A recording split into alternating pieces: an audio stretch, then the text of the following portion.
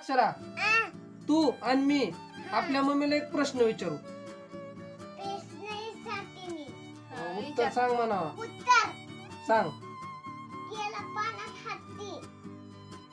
तर बघा मित्रांनो, आमच्या अक्षराला काय म्हणायचं, अक्षर तुझ्यावर मी सांगतो बरं का.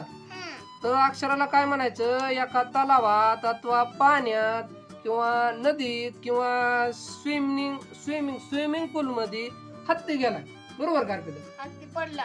बर, हत्ती पडला किंवा गेला, तर मग मला सांग अर्पिता, तू जरा डोकं चालू, बरोबर का? गर गर गर गर गर गर गर गर गर डोकं चालू, बर का?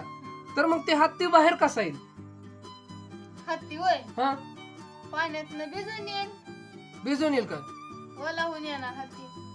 हो, तुर तुर तुर तुर तुर तुर कसं येणार? म्हणजे का ती माणूस नाही, जनावर नाही का? अगं अर्पिता, येणार, मी कुठं नाही म्हणले, ते भिजून येणार खरंय, बरोबर का? पण येताना पाणी पिऊन येईल ना, हे कोण सांगायचं? आम्ही सांगू?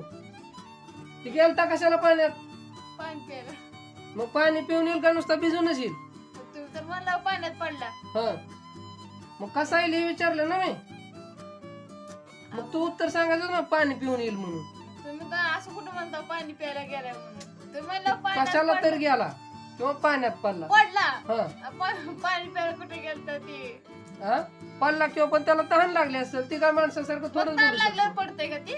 नाही पडत. मग असं कसं छपरीवाली प्रश्न विचारता? बरोबर, असू दे असू दे.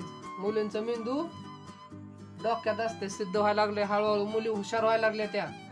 अशीच प्रगती होऊ द्या तुमच्यात. माझ्याकडनं तुम्हाला आभार भरून शुभेच्छा प्रगती झाल्याबद्दल.